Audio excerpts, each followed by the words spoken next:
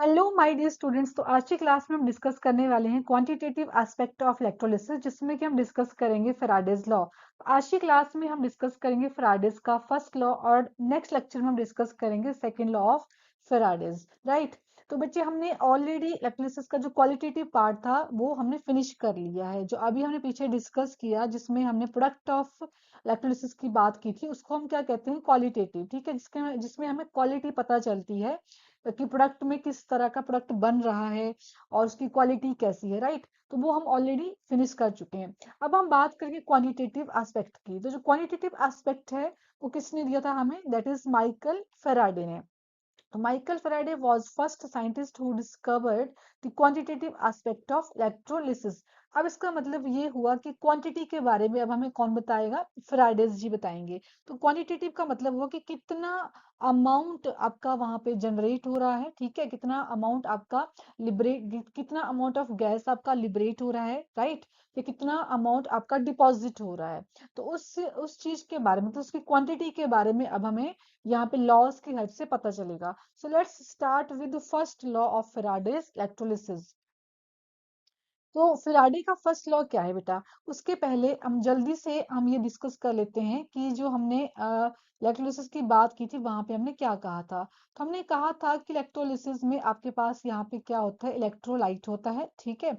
और यहाँ पे आपके पास दो रॉड होती हैं और यहाँ पे आप क्या करते हैं, करंट पास करवाते हैं, ठीक है, इस तरह से।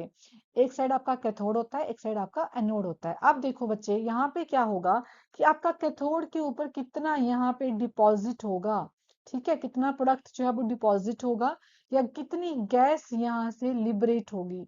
आपने देखा होगा जब हमने प्रोडक्ट ऑफ इलेक्ट्रोलिसिस किया था तो वहां पे हमारे पास हाइड्रोजन गैस जो थी वो लिबरेट भी हो रही थी, राइट। तो कितना डिपॉजिट हो रहा है या कितना अमाउंट में लिबरेट हो रहा है, हम उसके बारे में डिस्कस कर रहे हैं यहाँ पे। तो फेराडेज का लॉ क्या कहता है, पहले इसकी डेफिनेशन रीड कर लेते हैं। amount of substance that deposit or liberated at any electrode, ठीक है, किसी भी इलेक्ट्रोड पे, नोड पे भी हो सकता है और कैथोड पे भी हो सकता है। तो अमाउंट ऑफ सब्सटेंस जो डिपॉजिट हो रहा है या फिर लिबरेट हो रहा है during electrolysis is proportional to quantity of electricity passing through the electrolyte। मतलब कि जो मास वहां पे डिपॉजिट होगा वो किसके प्रोपोर्शनल होगा, that is quantity of electricity, कितनी अमाउंट में इलेक्ट्रिसिटी वहां पर पास हो रही है, ठीक है। इसका मतलब क्या हुआ, that is mass directly proportional to Q. Q का मतलब क्या है यहाँ पे, क्वांटिटी ऑफ इलेक्ट्रिसिटी, मतलब चार्ज आपका, ठीक है। तो क्यू क्या होगा बेटा यहाँ पे, quantity of electricity in column, columns जो है वो क्या है, एसआई यूनिट है यहाँ पे, ठीक है। और एम क्या हुआ, मास ऑफ सब्सटेंस, कितना मास आपका यहाँ पे डिपॉजिट हुआ होगा या कितना लिबरेट हुआ होगा, राइट। अब देखो बच्चे, हम यहाँ पे क्या करते हैं, जब भी हम प्रोपोर्शनलिटी का सिंबल रिमूव करते हैं तो हमारे पास यहाँ पे क्या आता है, कांस्टेंट आता है। तो यहाँ पे जो कांस्टेंट हम यूज कर रहे हैं वो ई है। हालांकि बुक्स में आपको जेड भी मिल सकता है, तो जेड हो या ई हो तो आपने कंफ्यूज नहीं होना है, ठीक है। जेड भी हो सकता है और ई भी हो सकता है, तो जेड क्यू। अब यहाँ पे जैसे ई क्यू लिखा हुआ है तो ई या जेड दोनों ही ले सकते हैं आप यहाँ पे, ठीक है, ई भी ले सकते हैं या फिर जेड भी ले सकते हैं।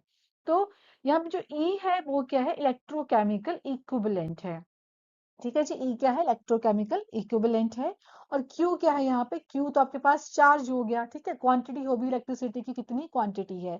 तो क्यू क्या होगी, क्वांटिटी, जिसको कि हम क्या बोल सकते हैं, एम्पियर। दैट आई क्या है, ampere multiplied by time in second, ठीक है जी। तो यहाँ पे अब हमें क्या पता चल रहा है कि चार्ज जो है वो कितना पास होगा over the period of time, ठीक है, कितना चार्ज, कितनी इलेक्ट्रिसिटी आपकी पास होगी over the period of time, right. और उस टाइम पीरियड में आपका कितना अमाउंट जो है सब्सटेंस का वो डिपॉजिट होगा।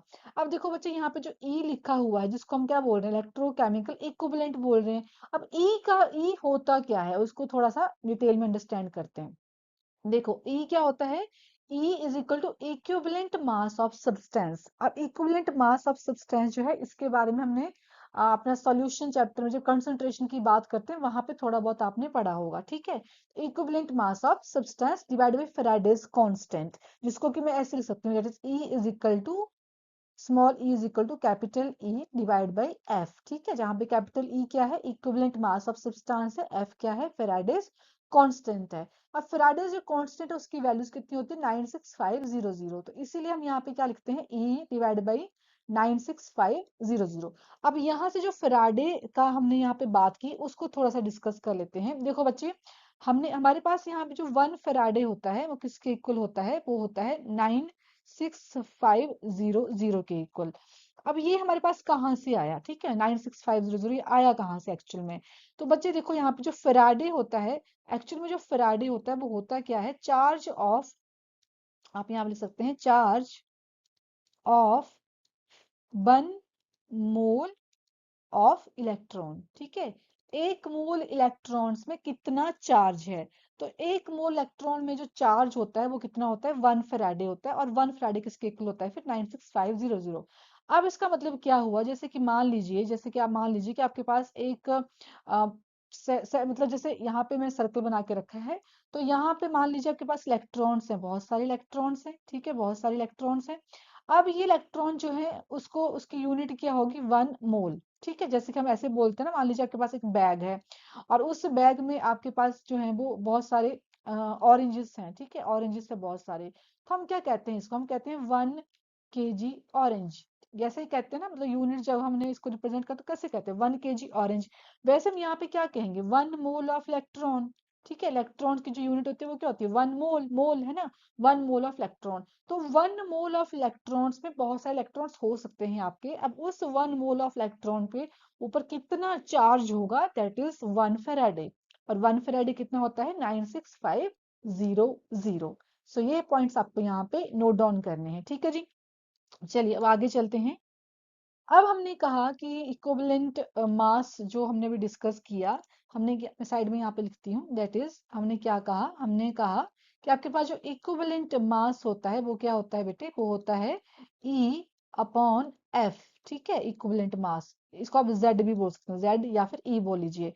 अब ये जो इक्विवेलेंट मास है इसको फिर हमने फर्दर अब आगे इसको ओपन अप करते हैं, ठीक है। अब जो इक्विवेलेंट मास है वो क्या होता है, वो होता है molar mass, molar mass of substance deposited, कितना सब्सटेंस डिपॉजिट हुआ उसका molar mass divide by n factor, ठीक है। ये क्या हो, इक्विवेलेंट मास का फर्दर फॉर्मूला है ये। तो ये फॉर्मूले आपको बेटा याद रखने पड़ेंगे, देखो कंफ्यूज नहीं होना है आपने, जैसे जैसे आपको बताते चल रहे हैं वैसे वैसे आप अंडरस्टैंड करते चलो। बहुत इजी कंसेप्ट है, अगर आप 1 बाय 1 समझोगे तो इजिली आपको चीजें लर्न भी हो जाएंगी। इक्विवेलेंट मास क्या हो गया फिर बेटा हमारे पास, molar mass of substance deposited divide by n factor, right. अब ये n फैक्टर क्या होता है, n फैक्टर का मतलब हुआ कि कितने इलेक्ट्रॉन आपके वहां पे ट्रांसफर हो रहे हैं, या फिर वैलेंसी ऑफ मेटल कितनी है, आपके जो मेटल है उसकी वैलेंसी कितनी है। इसका मतलब ये हुआ कि जैसे मान लीजिए कि आपके पास कोई रिएक्शन है, ठीक है, कोई भी रिएक्शन आप कंसीडर कर लो यहाँ पे। अब मैं कॉपर की रिएक्शन कंसीडर कर लेती हूँ। अब कॉपर जो है वो इलेक्ट्रॉन्स को गेन कर रहा है मान लीजिए, ठीक है। तो यहाँ पे क्या हो जाएगा, 2 इलेक्ट्रॉन, राइट, ऐसे होगा ना, और यहाँ पे क्या बन जाएगा, कॉपर। तो यहाँ पे जो 2 इलेक्ट्रॉन इसने गेन किए उसको हम क्या बोल रहे हैं, यहाँ पे एन फैक्टर बोल रहे हैं, मतलब कितना इलेक्ट्रॉन्स आपके यहाँ पे ट्रांसफर हो रहे हैं। और अगर मैं यहाँ पे कॉपर का ही मोलर मास ले लूं कि यहाँ पे कॉपर बना, कॉपर का जो मोलर मास होगा वो कॉपर का अमाउंट कितना डिपॉजिट होगा इलेक्ट्रोड के ऊपर, वो उसका मोलर मास बन जाएगा, ठीक है। तो वैसे यहाँ पे फॉर्मूला बन जाता है आपके पास, that equivalent mass is equal to molar mass of substance deposited divide by n factor. और n फैक्टर क्या आ गया, इलेक्ट्रॉन ट्रांसफर और वैलेंसी ऑफ मेटल, ठीक है जी। चलिए अब हम बात करते हैं अपने फॉर्मूले की, क्योंकि हमें यहाँ पे क्या निकालना है, वेट निकालना है, वेट या मास बोल लो, ठीक है। अब केमिस्ट्री में वेट और मास यहाँ पे हम सेम ही चीज कंसीडर करेंगे। फिजिक्स में आपका वेट और मास अलग अलग होता है, ठीक है, बट यहाँ पे हम वेट और मास अगर एग्जाम में पूछा जाएगा तो एक ही बात होगी यहाँ पे, ठीक है। तो मोलर मास क्या हो गया या वेट क्या हो गया आपके पास यहाँ पे, that is equivalent weight multiplied by I multiplied by T. अब ये आई और टी क्या हो गया बेटा, ये तो आपके पास क्या हो गया, क्यू, दैट इज हमने पीछे डिस्कस किया था ना, Q is equal to I T, है ना। आप ऐसे याद कर लो, क्वाइट, ठीक है, क्वाइट। इससे आपको याद हो जाएगा कि क्यू की वैल्यू क्या होती है, आई टी होती है, आई charge multiplied by time, over the period of time यहाँ पे कितना करंट फ्लो हो रहा है। तो ये क्या हो गया, I T divide by 96500, that is Faraday's constant. एक फॉर्मूला आपके पास ये बन गया, ठीक है, ये आपका बेसिक फॉर्मूला रहेगा यहाँ पे। अब सेकंड फॉर्मूला चेक करते हैं, सेकंड फॉर्मूले में क्या है, that is weight is equal, अब जो इक्विवेलेंट वेट है आपका, ये वाला इक्विवेलेंट वेट, इसको ओपन अप कर दो, अब इसका फॉर्मूला हमने यहाँ पे ऊपर ऑलरेडी लिखा हुआ है, ऊपर मोलर मास ऑफ सब्सटेंस ये वाला है ना, इसको यहाँ पे लिख दीजिए, molar mass divide by N factor multiplied by as it is I multiplied by T divide by 96 multiplied by 96500। तो ये फॉर्मूले जो है हम क्या कर रहे हैं, मॉडिफाई कर रहे हैं।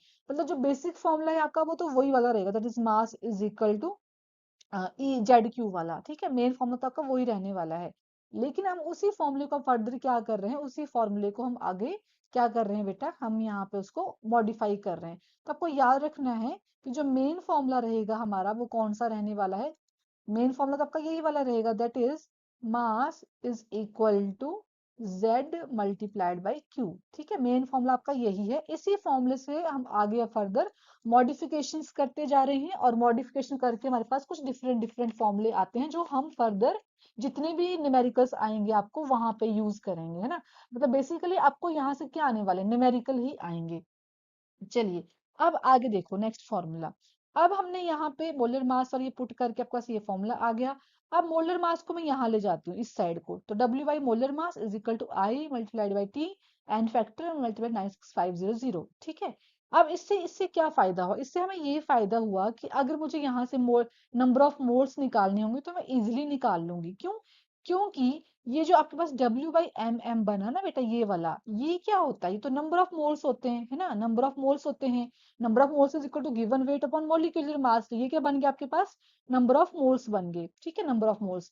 अब नंबर ऑफ मोल्स का एक और फॉर्मूला आता है, number 4, that is number of moles of product produce. ठीक है, कितने नंबर ऑफ मोल्स आपके वहां पे प्रोड्यूस हो रहे हैं, is equal to I multiplied by T divide by 96500 multiplied by N factor. बाकी फॉर्मूला सेम रहेगा आपका। ठीक है, अब यहाँ से देखो बच्चे, हमारे पास जो नंबर ऑफ मोल्स हैं, नंबर ऑफ मोल्स हैं वो किसके इनवर्सली प्रोपोर्शन होंगे, एन फैक्टर के। ठीक है, किसके इनवर्सली प्रोपोर्शन होंगे, एन फैक्टर के। तो यहाँ पे एन इज इक्वल टू ये बन गया। अब आप देखो यहाँ पे एन फैक्टर और नंबर ऑफ मोल्स का क्या रिलेशन है, इनवर्स रिलेशन हुआ। देखो इनवर्स रिलेशन है, n is inversely proportional to 1 by n factor। क्योंकि हमें यहाँ पे इलेक्ट्रोलिसिस करनी है, और इलेक्ट्रोलिसिस में हमको पता है कि कैथोड होता है और एनोड होता है। तब उस हिसाब से फॉर्मूला क्या बन जाएगा आपका, n cathode number of moles of cathode number of moles of anode. मतलब कितना कैथोड के ऊपर आपका प्रोडक्ट होगा और कितना एनोड के ऊपर आपका प्रोडक्ट होगा। ठीक है, the number of moles of cathode number of moles of anode is equal to n factor of anode, क्योंकि इनवर्स रिलेशनशिप में है, और यहाँ पे क्या होगा, n factor of cathode। तो ये वाले फॉर्मूले जो हैं ये आपके कॉम्पिटिटिव पॉइंट ऑफ व्यू से बहुत ही ज्यादा इंपॉर्टेंट रहते हैं। आपको ये जितने भी फॉर्मूले करवाए हैं सारे याद रखने हैं। और एक और बात, यहाँ पे जो मेन फॉर्मूला है वो यही वाला है आपका, that is m is equal to Z Q. इसी को हमने फर्दर मॉडिफाई किया हुआ है, और मॉडिफाई करके आपके पास फिर फर्दर 5 फॉर्मूले यहाँ पे आते हैं। ठीक है जी, चलिए आगे चलते हैं हम।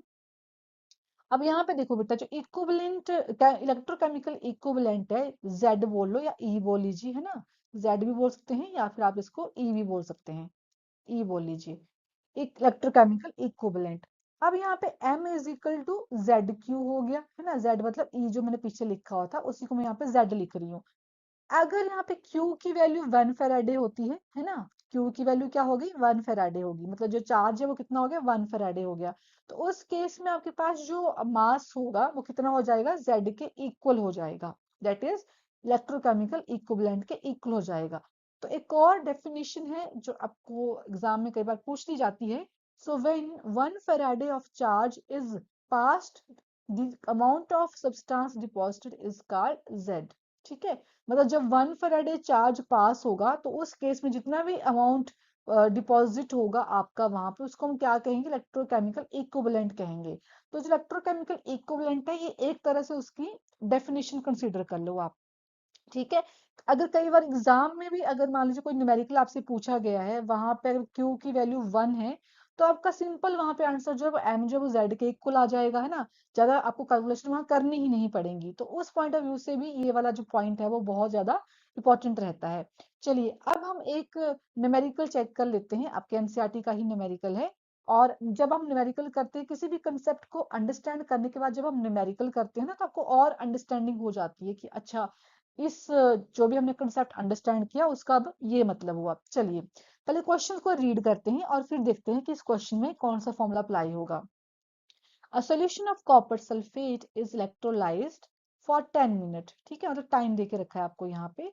अब यहाँ पे एक और बात आपने याद रखनी, जितने भी हमने फॉर्मूला यहाँ पे यूज किए वहां पे एसआई यूनिट्स आपकी क्या, जितने भी यूनिट्स हम यहाँ पे यूज करेंगे वो कौन सी होगी, एसआई यूनिट्स होंगी, ठीक है। जैसे टाइम है, टाइम की यूनिट क्या होती है, एसआई, दैट इज सेकंड, तो हम सेकंड में लेंगे।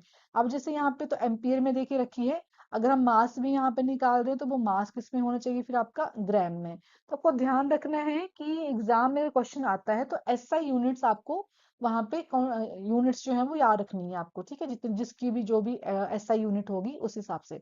चलिए, 10 मिनट टाइम देके रखा है विद करंट ऑफ 1.5 एम्पियर, ठीक है जी, चार्ज भी देके रखा है। What is the mass of copper deposited at cathode, cathode के ऊपर कॉपर कितना मास होगा उसका। तो हम यहाँ पे फॉर्मूला यूज करेंगे, मास इज इक्वल टू, ठीक है, मास या वेट बोल लीजिए, molecular mass multiplied by I multiplied by T, ठीक है, divide by N factor, divide by N factor multiplied by Faraday's constant कितना है 96500, ठीक है जी। अब यहाँ पे देखिए मॉलिक्यूलर मास किसका लेना है, आपने कॉपर का लेना है, कॉपर का बता रहे हैं ना, कॉपर कितना डिपॉजिट हुआ, तो कॉपर का मॉलिक्यूलर मास कितना होता है बेटे, 63 होता है। अब ये आपको याद होना चाहिए, है ना, ये क्वेश्चन में देखो गिवन नहीं है तो ये आपको अज्यूम करना है, मतलब जो एग्जामिनर है वो ये सोचता है कि आप लोगों को इसका जो मॉलिक्यूलर मास है वो याद होगा, ठीक है। 63 हो गया। अब आई कितना दिया है क्वेश्चन में, आई देखो आपके पास यहाँ पे एम्पियर देके रखा है ना, कितना दिया हुआ है 1.5, तो 1.5, ठीक है। आगे देखो टाइम देके रखा है आपको कितना, 10 मिनट देके रखे हैं। अब 10 मिनट्स है लेकिन हमें किस में चाहिए बेटा टाइम, सेकंड्स में चाहिए, तो 10 मिनट को अब हम क्या करेंगे, सेकंड में कन्वर्ट कर देंगे। तो सेकंड में कन्वर्ट करेंगे तो कितना हो जाएगा, ये 600 सेकंड हो जाएगा, ठीक है, डिवाइड बाई अब ये 63 किसमें है, ग्राम में है, 1.5 किसमें है, एम्पियर में, यूनिट्स है ये इसकी। डिवाइड बाई एन फैक्टर, देखो एन फैक्टर में क्या हो जाएगा, हमारे पास यहाँ पे कॉपर है, ठीक है, कॉपर है, तो कॉपर जो है वो क्या कर रहा है, कैथोड के ऊपर है, तो इलेक्ट्रॉन्स रिडक्शन हो रही है तो कॉपर जो है इलेक्ट्रॉन्स को गेन करेगा। तो कितने इलेक्ट्रॉन्स हो जाएंगे यहाँ पे, टू, टू का मतलब वो यहाँ पे क्या ही एन फैक्टर है, तो एन फैक्टर हो गया आपके पास 2 मल्टीप्लाइड बाई 96500। अब इसको आपने कैलकुलेट कर लेना है, जो भी आपके पास यहाँ पे वैल्यू आएगी वो आपके पास जो है वो फाइनल वैल्यू होगी, है ना, कितना कॉपर डिपॉजिट हुआ, राइट। तो मॉलिक्यूलर मास या mass of, sorry molecular mass लिख दिया मैंने यहाँ पे, ये होगा मास, ठीक है, mass, mass of copper, mass of copper deposited, कि जितना डिपॉजिट हुआ होगा वो उतना, ठीक है, कितना हो गया है, कितना होगा आपके पास answer, that is 0.2938 gram. So this is the final answer. अब देखो बच्चे यहाँ पर आपको ये जो न्यूमेरिकल दिया हुआ है ना, इसमें देखो हमने डायरेक्टली फॉर्मूला अप्लाई किया है ना, कुछ न्यूमेरिकल में ऐसा भी हो सकता है जो हमने बाकी फॉर्मूले किए वहां से वो फॉर्मूला उठा के हमको पुट करना है। तो इजी क्वेश्चन आते हैं, फॉर्मूला अगर आपको लर्न होगा तो आपने जस्ट वहां पे वैल्यूज को डायरेक्टली पुट करना है and you can easily find out the answer. So thank you so much for watching the video.